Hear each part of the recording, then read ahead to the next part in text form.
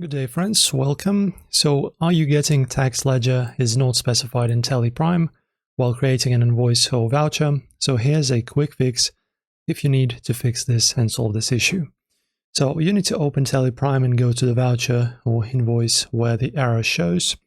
On the right panel, just press F12 to open configuration settings. After that, scroll down and enable Allow Modification of Tax Details for GST, and then set it to Yes.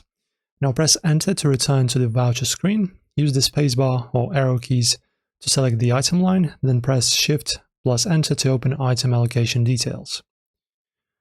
After that, make sure you've selected the correct GST rate and that the taxable value is accurate. If the tax still isn't applying, check if the correct tax ledger is created. Go to Gateway of Tally, Accounts and Info, Ledgers, Display, and open the tax ledgers like CGST, SGST, or IGST.